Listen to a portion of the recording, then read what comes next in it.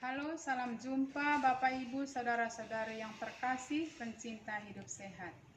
Kami mahasiswa keperawatan dari Universitas Citra Bangsa, program studi nurse kelas alih jenjang. Pada hari ini kami akan menjelaskan tentang penanganan shock kardiogenik pada kondisi gawat darurat.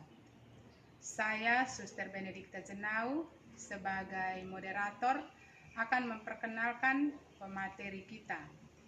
Pemateri yang pertama akan dibawakan oleh Apolonia Ratnaroto yang akan menjelaskan tentang pengertian shock, klasifikasi shock, dan penyebab shock.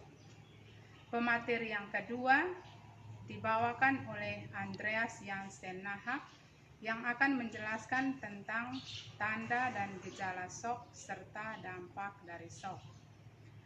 Lalu pemateri yang ketiga akan dibawakan oleh Ayu Ronalita Takene yang akan menjelaskan tentang pencegahan shock di masyarakat, yakni pencegahan primer, pencegahan sekunder, dan pencegahan tersier. Dan yang terakhir atau pemateri yang keempat akan dibawakan oleh Anastasia Paji yang akan menjelaskan tentang penata laksanaan shock kardiogenik pada kondisi gawat darurat. Untuk mengetahui tentang shock kardiogenik secara lebih rinci dan jelas, silakan menonton video ini sampai selesai. Dan kalau Bapak Ibu Saudara-saudari merasa terbantu dengan penjelasan dalam video ini, jangan lupa untuk share, like, komen, dan subscribe. Terima kasih dan selamat menyaksikan.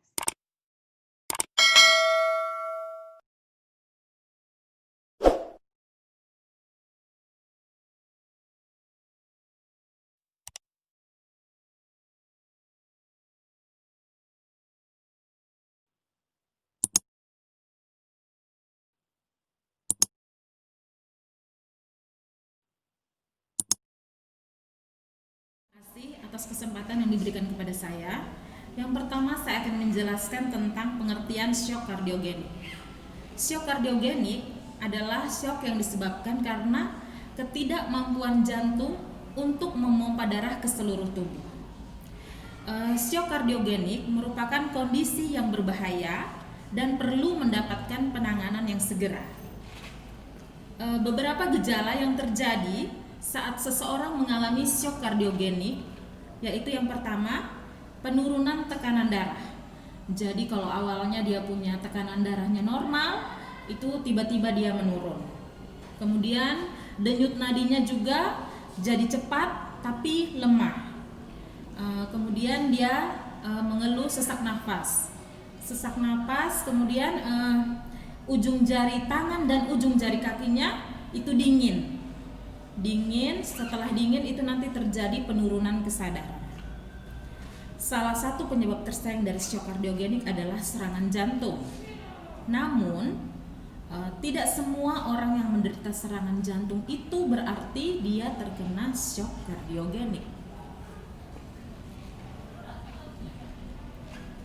Beberapa kondisi yang bisa memicu terjadinya shock kardiogenik itu yang pertama, terjadinya kelemahan otot jantung. Bahasa medisnya yaitu kardiomiopati. Kemudian terjadi gangguan pada irama jantung. Kemudian terjadi tamponet jantung, yaitu terkumpulnya cairan pada kantung pelapis jantung. Kemudian terjadi peradangan pada otot jantung atau endokarditis. Kemudian terjadi infeksi pada lapisan dalam dan katup jantung atau endokarditis.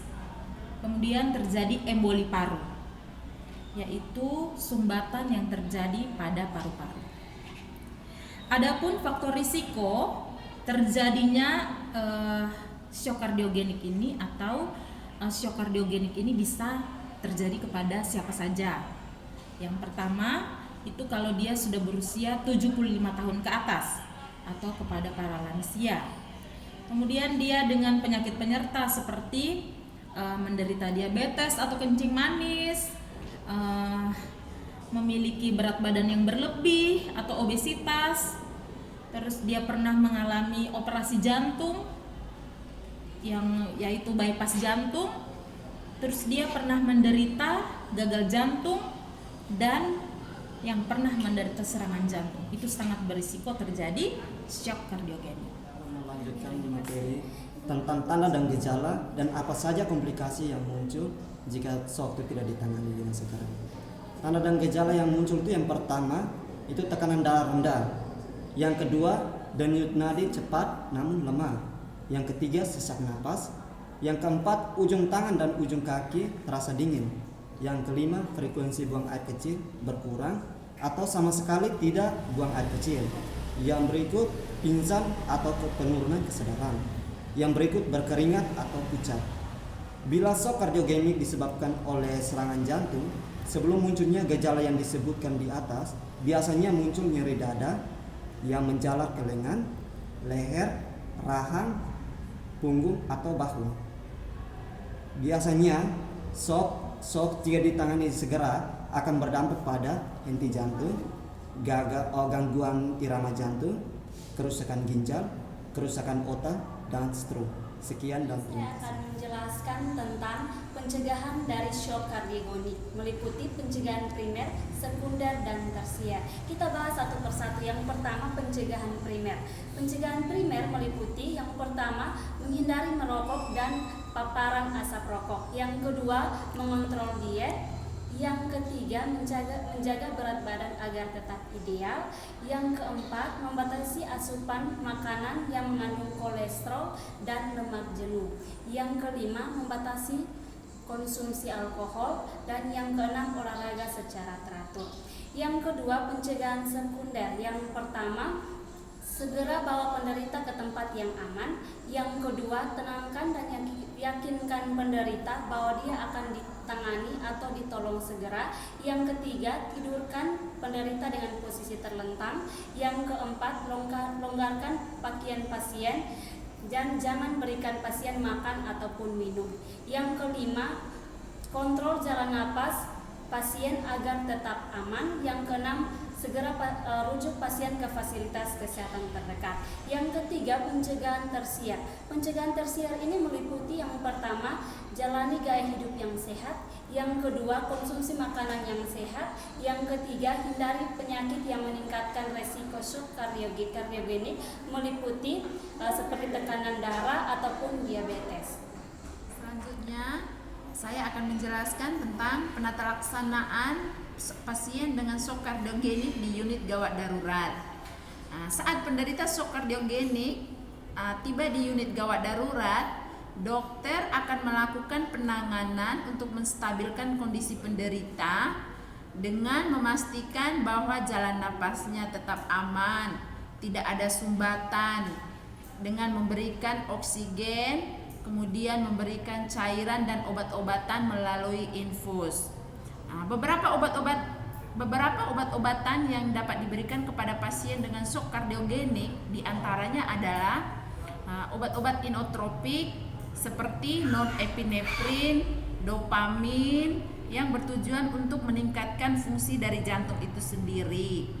Kemudian obat-obat antiplatelet seperti clopidogrel atau aspirin untuk mencegah pembentukan gumpalan darah yang baru. Selanjutnya, obat-obat antikoagulan seperti heparin yang bertujuan untuk menurunkan resiko terbentuknya gumpalan darah setelah terjadinya serangan jantung. Selanjutnya, ada obat-obat antiaritmia, yaitu fungsinya untuk mengembalikan irama jantung menjadi lebih teratur.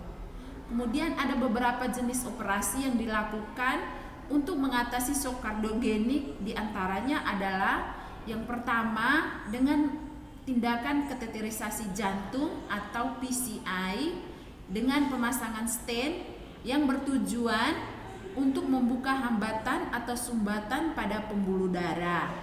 Kemudian operasi yang berikutnya adalah bypass jantung yang bertujuan untuk membuka jalur aliran darah baru yang bebas hambatan. Dan operasi yang selanjutnya adalah transplantasi jantung yang bertujuan untuk mengganti jantung yang tidak dapat berfungsi dengan benar. Sekian dari saya.